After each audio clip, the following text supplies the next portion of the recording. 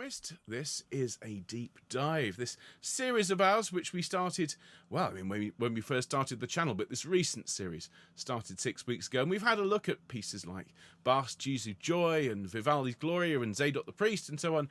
It's time to do something a little bit more romantic in all senses. And today we are going to look at one particular chord which is in the context of Wagner's Tristan and Isolde. We're also going to talk about Debussy's response and mention a few other key composers.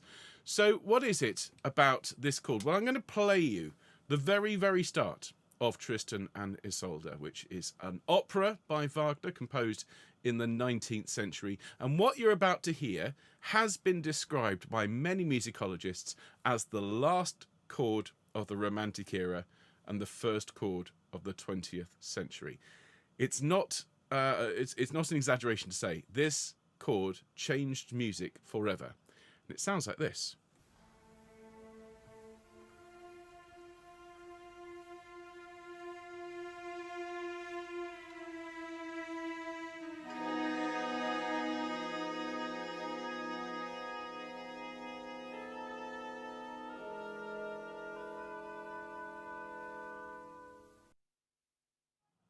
Now, you might be sitting there thinking, well, that doesn't sound too dramatic. In fact, if anything, it sounds like film music. Well, this is an incredible step forward in music. Bearing in mind that up until this point, composers had been gradually increasing the complexity and the intensity of chords, starting with the Baroque era with nice straightforward consonant chords, occasionally with nice suspensions. The classical era brought new developments in chromaticism, rising, and so on. The Romantic era made those chords almost interchangeable with anything else. It was the Tristan chord that unlocked music and meant that anything could be possible. But before we discuss it in more detail, we need to talk about the man who wrote it, and it's this chap here, who has quite literally a neck beard. This is Richard Wagner, and he was born in 1813. He was a prominent figure in the 19th century Western classical music scene. He created a radical shift in musical thought, in particular with his operas, or his music dramas, as he preferred to call them. I don't think he liked the term opera. He was doing something different. And a key feature of Wagner's operas, of his music dramas, was the use of what he called endless melody, or in German, unendliche Melodie. And what this means is that rather than a series of traditional operatic structures, so that would be arias and choruses and duets separated by recitatives, Wagner's music flows seamlessly from one event to the next, mirroring the flow of the drama. He was the first composer to do this. And I'm sure you can imagine, therefore, what kind of opportunities that created for the narrative and for the drama. Now, before we talk any more about the music, we do need to address the elephant in the room, and that is Wagner's politics, and in particular his views on race, which are more than a little controversial. He was highly anti-Semitic and wrote particularly pungently about the Jewish people and of people of colour. His views, combined with the vast romantic operatic landscapes in his music, very much inspired the far right in Germany in the late 1800s and early 1900s to co-opt his music into the German nationalist movement. You might even want to refer to it as Make Germany Great Again. And as we know, this led to some extraordinarily dark places and atrocities in the 20th century.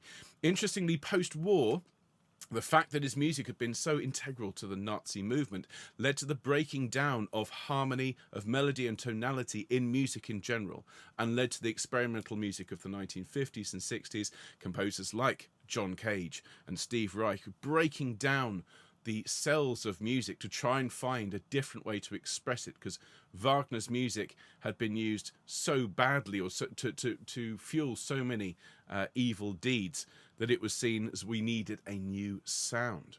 But to return to Wagner, that all being said, it is vital to note that Wagner's influence on opera and music cannot be overstated. And Wagner's music, with its unprecedented use of harmony, His harmonic language deeply affected the course of Western music and led directly to the way we listen to music in movies. You might recognise some key movies here to my left. His concept of Gesamtkunstwerk, or total artwork, which is the synthesis of all arts, including drama, music, the visual arts, all together, working together, transformed the operatic scene.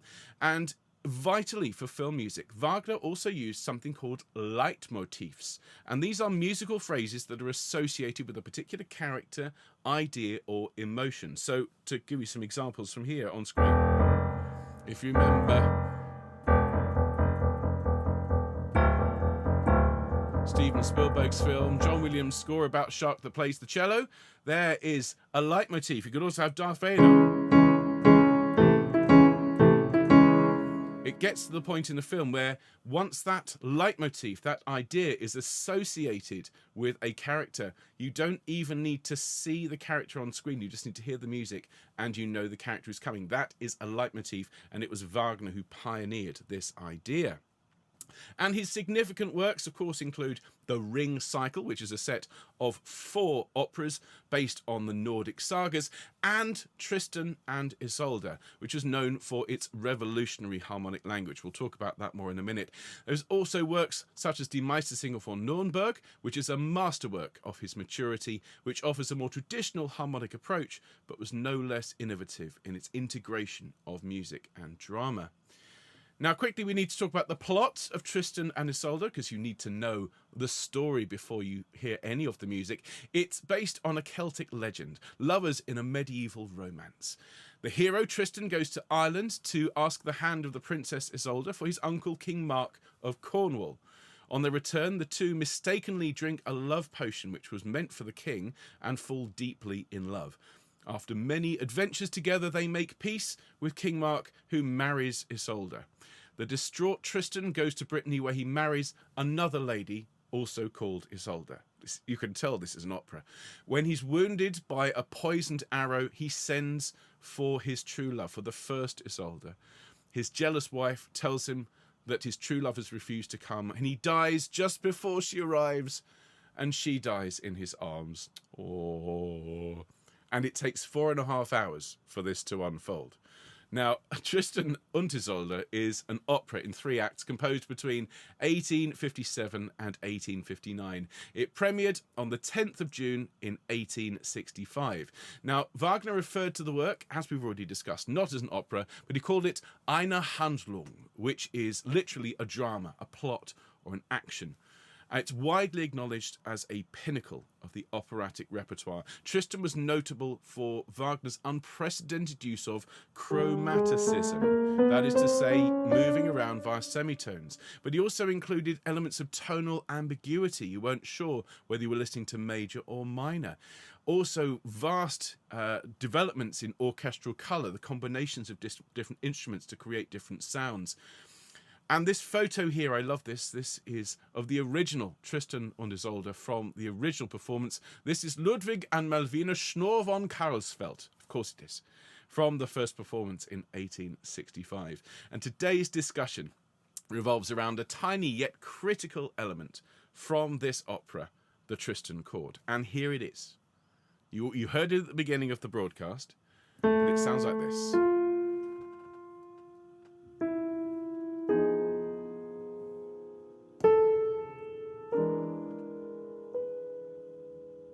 Now, within the opera, that phrase opens the entire work, and it returns throughout. And it's the musical embodiment of the unfulfilled longing between the opera's main characters, Tristan and Isolde, and the unresolved nature of the chord mirrors the unresolved passion between the two protagonists. And it establishes a link between the musical and the dramatic narratives. This idea of the work being, the music and the drama and the visuals being, inextricably interwoven. And this Tristan chord creates an unresolved musical tension, a departure from traditional harmony and resolution. And this sense of yearning and lack of resolution becomes a defining characteristic of the late 19th century music and paves the way for what was to come in the 20th century. That is, the dissolution of traditional tonality. It's fair to say that Wagner wrote this chord, and it was the first chord of the 20th century, paving the way for composers like Stravinsky and Debussy, and later on Schoenberg and Berg, and jazz and film music all started here. It is one of the most significant chords in the history of music, not for its complexity, but the revolutionary way in which it's treated. Traditional rules of harmony dictate that music should flow in a specific way, what you might consider tropes or cliches, but this breaks all of those. It challenges the norms. So what is so special about this chord? Let's unpack it quickly, shall we? You can see here it's labelled with two separate motifs. You've got the longing motif,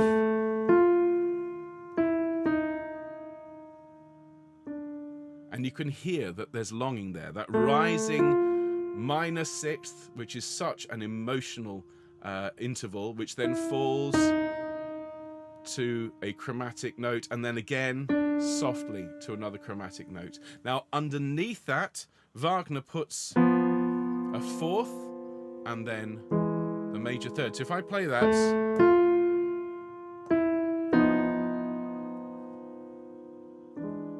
and the relationship between the bass and that longing note is consecutive minor sevenths, which you wouldn't hear until jazz came along decades later. So already there's tension which falls to another tension. It is unresolved. But on top of that, one of the reasons this is so clever is you have the desire motif, which instead of falling is rising. And it's almost as if one of the characters is being encapsulated by the longing motif and the other one by the desire. It's like they're facing away from each other and moving apart, even though what they really want is to be together. And the overwhelming impression is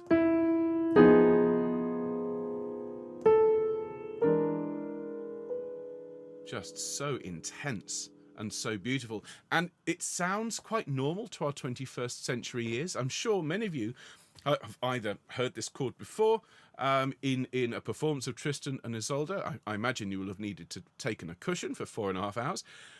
But it's also been used in countless other places, in particular in film scores. But imagine being in the audience there in the 19th century, something completely new. It was revolutionary. And this is, again, the origins of jazz right here. And the opera explores this yearning and this longing for 4.5 hours. But it's not until the very, very end that the chord is resolved. The chord is actually referred to as Isolde's Liebestod, that is to say, love's death. And what does it sound like?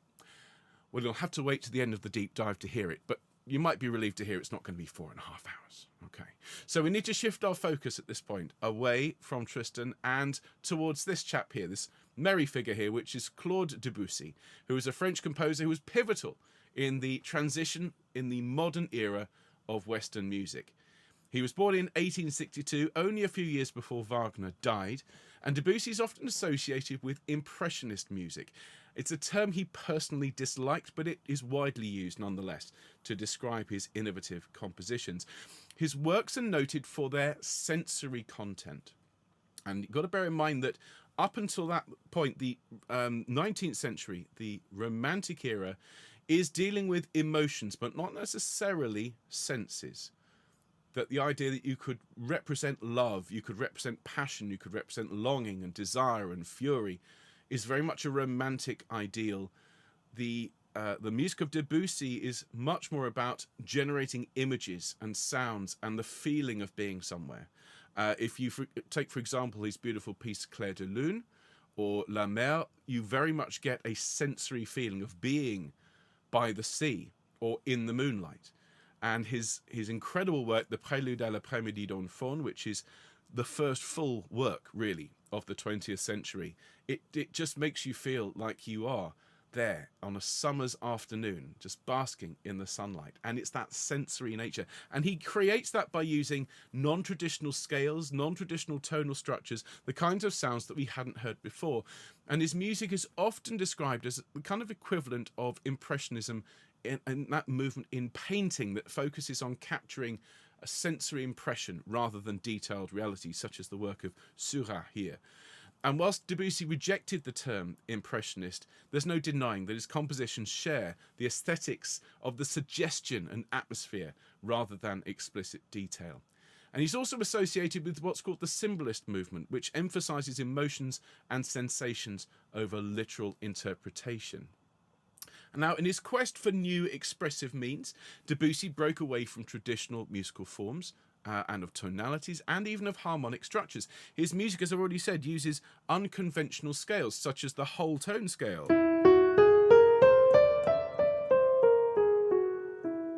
as well as the pentatonic scale. If you're familiar with his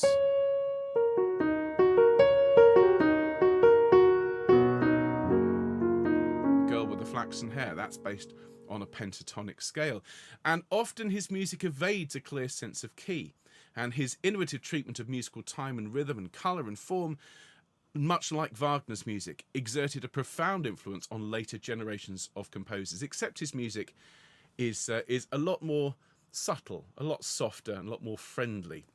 Now, I bring Debussy into this discussion because he was fascinated by the Tristan chord. He incorporated it into actually a huge number of his works. Echoes of Tristan can be heard throughout his opera written in 1902 called Pelléas et Mélisande. It's also used in The Sunken Cathedral, and in both of those cases he treats this chord in different ways, in a very sensory way. As part of Pelléas et Mélisande, this is again about love, but a very physical sense of love. The Sunken Cathedral, it's to give you a sense of wonder and awe at this edifice. But it's not until he publishes his collection of pieces for solo piano called Children's Corner in 1908 we see perhaps the culmination of his relationship with the Tristan chord. Now, Children's Corner is a collection of light, mostly subtle, gentle, fun pieces about the lives of children. So the movements are about the kind of thing that children care about, such as being at school and toys and dollies and dancing in the snow. Now, the final movement is a joyous and flamboyant piece based and inspired by ragtime, which of course had been developed by Scott Joplin, whose music we've been exploring recently here on the channel. Joplin had brought the concept of ragtime really to combine the African and blues rhythms that he was surrounded by as a boy, combining them with the classical elements that he'd been taught, and he created this new style. And this new style went global. It was a huge deal, and Debussy obviously admired it a lot. Now, the movement was originally titled The Gollywog's Cakewalk, was named after the dolls that were popular in the early 20th century. These days, the movement is generally referred to as simply Cakewalk for obvious reasons. Now, the piece opens with a distinctive unison fanfare-like section with a stride bass developing afterwards, and that sounds like this. Not that bit.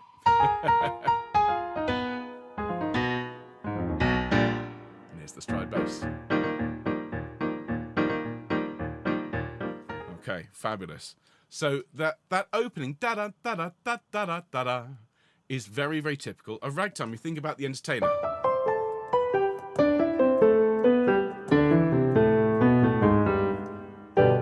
So you have that descending fanfare, and then you have the stride bass.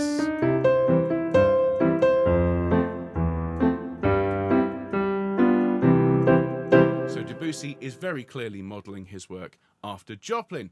Now, the majority of this piece is strident and brash and bold, like the most confident, loud-mouthed kid you can imagine.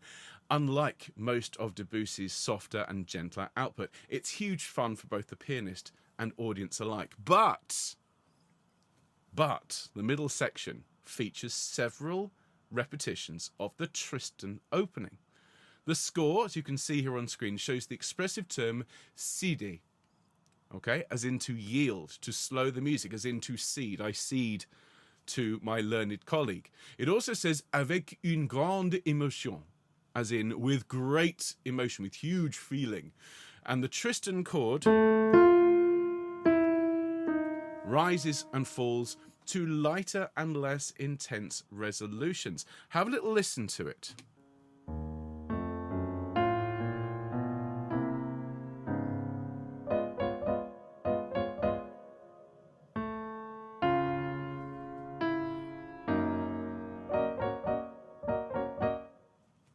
So as you can hear, the chord is there, but it's actually resolving in a way that Wagner never did. And well, we know that this is Debussy being cheeky. This is Debussy trolling Wagner, thumbing his nose at him. Why? Well, you can hear it. The music is laughing at him with this. It's not subtle at all. Have a listen again.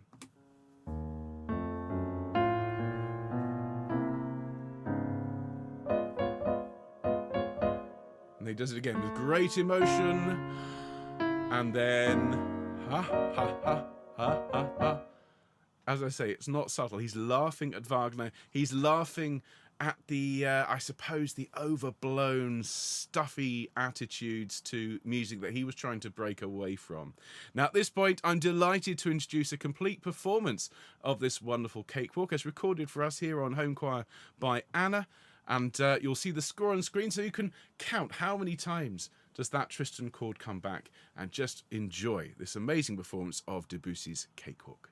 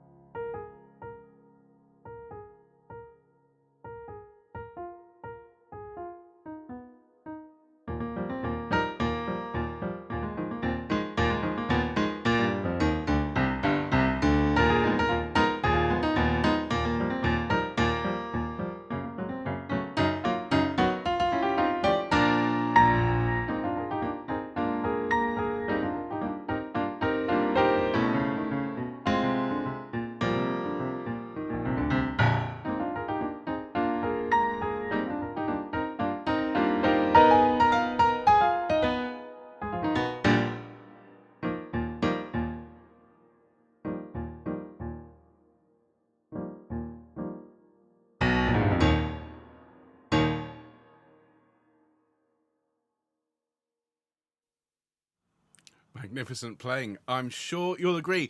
And if you enjoyed that, and of course you did, please do consider hitting the like button, subscribing to the channel, and leaving us a comment underneath. And we will hear more of Anna's wonderful playing next week. But just to return to the subject at hand, how do Wagner and Debussy's uses of this Tristan chord compare? Well, in Wagner's hands, the chord symbolises this unresolved longing, this musical embodiment of the tragic love between Tristan and Isolde. Its non-resolution, which is maintained, teased throughout the opera creates a sense of unending tension and yearning. And this aligns with Wagner's concept of endless melody, I mean really endless, and his innovative approach to harmonic progression. But on the other hand, Debussy's use of the Tristan chord is much more coloristic and atmospheric. Rather than expressing a specific emotion or dramatic situation, the chord in Debussy's hands contributes to the overall sound landscape, reflecting his impressionistic aesthetic. This is indicative of Debussy's approach to harmony, not as structure or narrative, but as a means of creating sensory impressions, from delight to wonder, frankly, to laughter. But it's not just these composers who made use of the Tristan chord. In 1958, the incomparable Bernard Herrmann incorporated the Tristan chord into the soundtrack to Hitchcock's masterpiece, Vertigo, which, a little aside, if you haven't seen, is an absolute masterpiece. It's one of my top 10 favourite films. The score is astonishing. And the film itself, a story about yearning and tragic love, depends on the audience truly believing that the main character, called Scotty, played by James Stewart, is obsessed with a lady called Madeline. And the use of the Tristan chord sparks a recognition, subconsciously or even consciously, in the audience's minds. Listen to a little bit of this cue, which is called Sleep, as Scotty watches Madeline sleep. It's one long string of Tristan chords resolving, but in an unsatisfying way. I can only play you a tiny bit of it. The full cue is linked in the description. Have a listen to this.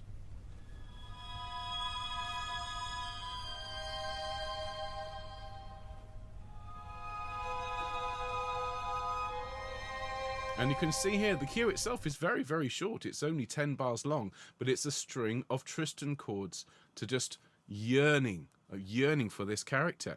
Another prominent composer, Paul Lansky, wrote a piece in 1973 using technology, using an IBM computer. And it's a highly influential piece. It's called Mild und Leise, which are the opening words of Isolde's Liebestod. Mild und Leise translates to mildly and gently. And then, in 2016, the band Radiohead sampled sections of Mild und Leise in their track Idioteque, meaning that the Tristan chord has officially been brought bang up to date in the 21st century. And I've linked to all of those performances in the description. Watch the earlier one, watch the electronic one first, and do bear in mind, it's quite challenging, but you'll definitely hear the Tristan chord in it, and then, of course, the Radiohead to follow. And finally, one to leave you with is an amazing piece by PDQ Bach, that is to say Professor Peter Schikele, who's written this piece called Last Tango in Bayreuth, and it is for bassoons. Have a little listen to this.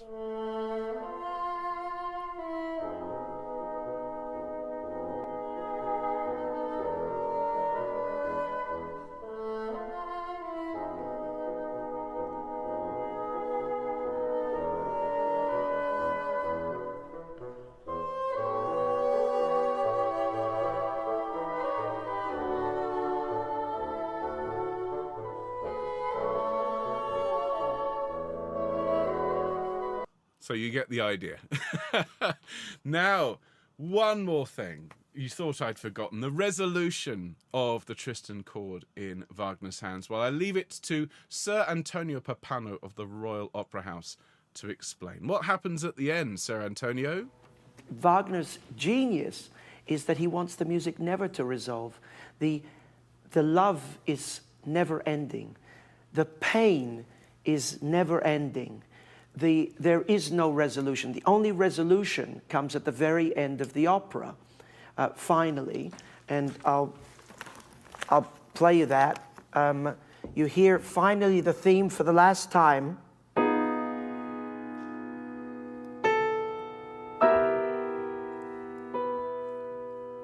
And listen. Ah. That's 4.5 hours later. There you are. So you've had to wait, but you've heard the last chord. It is worth hearing and, if possible, experiencing Tristan or Isolde. Do bear in mind, it's long, but it is an experience to be cherished. And so now a simple chord, which was almost certainly discovered whilst improvising at the piano, has so much to say. It changed the way we write and think about music forever. No matter whether we laugh or cry at it, we can't deny its impact.